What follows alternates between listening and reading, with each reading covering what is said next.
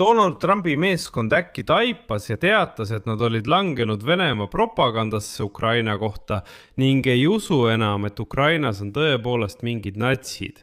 Õigeusu kiriku, vene keele ja nii edasi keelustamine. Seetõttu tuleb kõik jõud suunata Ukraina toetamisele. Üks USA presidendile Donald Trumpile kõige lähedasemaid blogijaid ja magaliikumise toetajaid on Laura Loomer. Lihtsalt miljonilise auditooriumiga inimene, kes käib regulaarselt Valges Majas ja suhtleb isiklikult Trumpiga. Ta muutis järsult oma seisukohta Ukraina ja Venemaa suhtes, väites, et on olnud aastaid Vene propaganda ohver. Et mõista, kui oluline see on Ukraina jaoks, siis Laura Loomer ei ole lihtsalt venemeelne. Ta ei ole lihtsalt väitnud, et Vladimir Putin on traditsiooniliste väärtuste ja kristlaste kaitsja ning ukrainlased on natsid. Ta ei ole lihtsalt kirjutanud veergu Russia Today's. Ei, ta on nii mõjukas, et räägitakse. Just tema vihje peale vallandas Donald Trump kunagi terve kindrali Jeffrey Cruza, ühendatud luureagentuuri juhi, lisaks ka riikliku julgeolekunõuniku Mike Waltza, kui te mäletate sellist, ja veel teadmata arvult teisi Ameerika ametnikke. Laura, kas see on õige? Tere, Laura. No küll, sa oled alles midagi. Sul on tõesti kõva võitlusvaim. Laura Loomer, aitäh kallis, et sa siin oled, ma hindan seda. Ja nüüd ütleb see sama Laura Loomer, et venelased petsid jõhkralt Trumpi administratsiooni ja nemad langesid Vene propaganda lõksu, nii et on aeg üles ärgata. Minu nimi on Aleksei Bitši, vaatame seda juhtumit koos, see on väga huvitav juhtum, aga enne seda palun teil kanalile tellida, panna like ja kirjutada selle video alla ükskõik milline kommentaar. Ma olen olnud nii kaua Ukraina vastu ja me langesime Vene propaganda lõksu ja mina langesin Vene propaganda lõksu. Nii et Ukraina leidis Donald Trumpi lähikonnast ootamatu liitlase Laura Loomeri ja see on täiesti hämmastav ärkamine Trumpi ümbruses. Üks USA presidendi Donald Trumpi lähimaid blogijaid ja magaliikumise toetajaid, Laura Loomer, kes käib regulaarselt Valges Majas, suhtleb isiklikult Donald Trumpi ja tema ametnikega, muutis järsult oma seisukohta Ukraina suhtes. Ja ütleb, et kurat, aastaid olen ma olnud selle jultunud Vene propaganda mõju all. Eelmisel päeval ilmus tal taskuhääling, kus ta ütles otse välja, et paljud ameeriklased, sealhulgas tema sõnul Donald Trump, tsiteerin, panid roosad prillid tähe ja hakkasid Venemaasse liigse sümpaatiaga suhtuma. Iga kord, kui keegi mainis Venemaa kuritegusid, pidasid paljud ameeriklased seda katseks levitada valet Trumpi ja konservatiivse liikumise vastu, ütleb Loru. Et nagu Vene propaganda, tema sõnul, on ameeriklaste ajusid nii palju töödelnud, et isegi siis, kui olid ilmsed ja selged tõendid Venemaa kuritegudest Ukrainas ja isegi Ameerika Ühendriikides, olid Trumpi pooldajad ikkagi veendunud, et see kõik on vale, et asi pole nii üheselt mõistetav, et see on demokraatide vandenõu nende lemmikpresident Trumpi mustamiseks. Ja nüüd toon teile lihtsalt hämmastava tsitaadi Laura Loomerilt. Seejärel selgitan, miks on nii oluline ja väärtuslik, et ta oleks Ukraina poolel. Laura Loomeri sõnad said tõeliseks plahvatuseks magaliikumise sees, mis võib pöörata nad Ukraina poole. Sest ma tuletan meelde, et enamik magaliikumise liikmetest on lihtsalt läbi ja lõhki Venemaa meelsed, usuvad kõiki neid vandenõuteooriaid ja kogu seda jama, mida Venemaa Ukraina kohta räägib. Niisiis, Laura Loomer, väga mõjukas magablogija ja aktivist, nii mõjukas, et räägitakse, et tema soovitusel vallandas Trump kunagi terve kindrali Jeffrey Cruza, see on kaitseluureagentuuri juht. Loomulikult on Laura Loomer pro-Russia, nagu enamik magaliikumise liikmeid, sealhulgas näiteks Tucker Carlson, tema on samast seltskonnast. Laura Loomer pidas samuti, nagu ta ise ütles, Vladimir Putinit traditsiooniliste väärtuste ja kristlaste kaitsjaks. Ja ta hakkas isegi kolumni kirjutama Vene propaganda väljaandes Russia Today.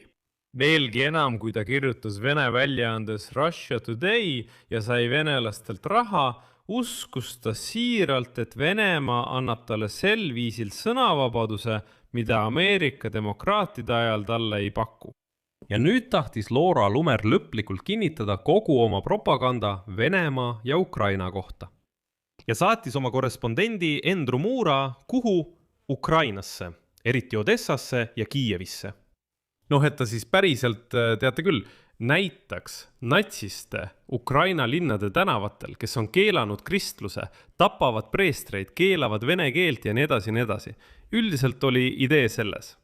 Laura tunnistas, et ta kahtles väga, kas tasub oma korrespondenti Ukrainasse saata, sest kartis, et teda hakatakse vihkama tema anti-ukrainaliku seisukoha pärast. Et Ukrainas teatakse seda, siia tuleb minu korrespondent ja üldiselt läheb halvasti. Aga ta otsustas siiski sellise sammu astuda.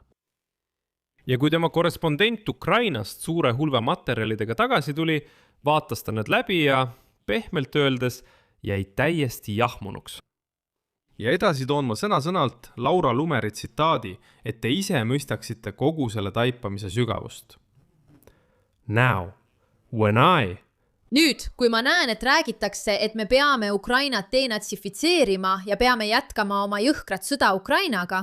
Nüüd, kui ma näen, kuidas venelased ütlevad asju nagu me peame Ukrainat denatsifitseerima või me peame jätkama oma julma sõda Ukraina vastu.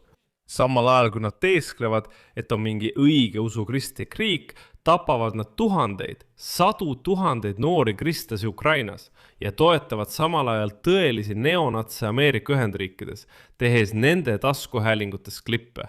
Ma olen nagu, wow. Me langesime kogu selle Vene propaganda lõksu. Mina langesin Vene propaganda lõksu.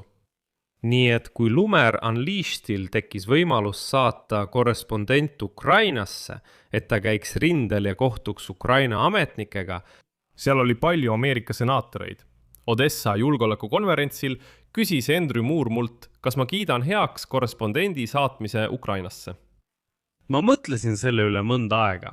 Ma kahtlesin, kas seda teha, sest ma mõtlesin, mida inimesed minust arvavad. Ma olin nii kaua olnud nii tugevalt Ukraina vastane, kordasin kõiki neid teesid, arvates, et räägin midagi õiget. Ilma teadvustamata, kui palju minuga kui konservatiiviga ja Trumpi pooldajaga või lihtsalt Ameerika kodanikuna manipuleeris emotsionaalselt interneti propaganda. Nii et mul oli natuke piinlik, kui olla lõpuni aus, saata korrespondenti välismaale. Sest ma arvasin, et inimesed hakkavad mind ründama, nad ütlevad, et ma olen silmakirjalik, nad ei ole tänulikud ega anna mulle võimalust oma arvamust muuta. Lõpuks muutis Lumer siiski oma arvamust ja teatas, et venelased lihtsalt manipuleerivad ameeriklastega ja valetavad Ukraina sõja kohta. Ja nüüd edasi, Lumer oma taskuhäälingus, mida muide kuulab iga päev umbes 1 miljon ameeriklast. Rääkis sellest, kuidas Venemaa tapab Ukraina tsiviilelanikke rakettide ja troolidega, valetab Ukraina natside kohta, kuidas ta massiliselt ründab koole, haiglaid, elumaju ja nii edasi ja nii edasi ja nii edasi. Kontekstiks.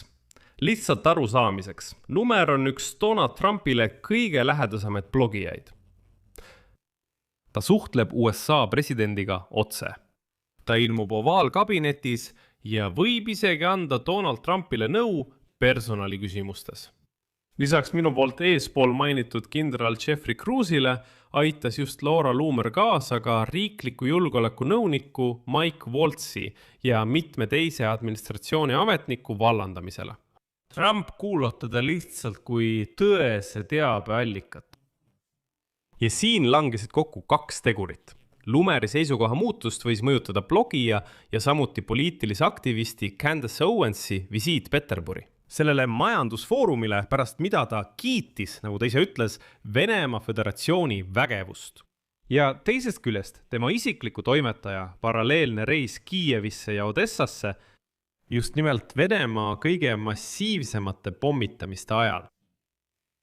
Ja teate, praegu muidugi raske vastata, kas Laura Lumeri arvamuse muutus on situatiivne või on see tema arengu ja arusaamise algus sellest, mis Venemaa tegelikult on. Kas see on lihtsalt 7-minutiline selginemishetk või hakkab Laura Lumer nüüd, nagu öeldakse, muutma magaliikumist seest poolt ja tegema seda rohkem Ukraina-meelseks? Kuidas ka ei vaataks, on ta üks kõige skandaalsemaid tegelasi Ameerika Ühendriikide konservatiivses maailmas. Kuid teda kuulatakse. Veel kord tal on üsna suur auditoorium. Ja selline tema tunnistus Vene propaganda kohta võib juba paljusid panna vähemalt järele mõtlema.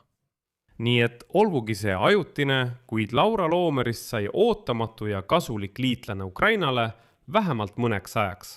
Ja mis on väga oluline, Ukraina jaoks sai ta meie liitlaseks, olgugi ajutiselt, just sel perioodil, kui tundub, et Donald Trumpi arvamus Venemaa sõjast Ukraina vastu hakkas veidi muutuma. Sellest rääkisin ma eelmises saates, nii et minge kanalile, tellige, pange like ja palun kirjutage oma kommentaarid selle saate alla. Kirjutage oma arvamus ja järeldused selle olukorra kohta. Olen selle eest tänulik. Seal saame samuti suhelda. Ja kui soovite selle kanali tööd toetada, siis te juba teate, mida teha. Lingid ja andmed annetuse tegemiseks on selle video kirjelduses. Sellega on kõik. Hoolitsege enda eest. Kõike head.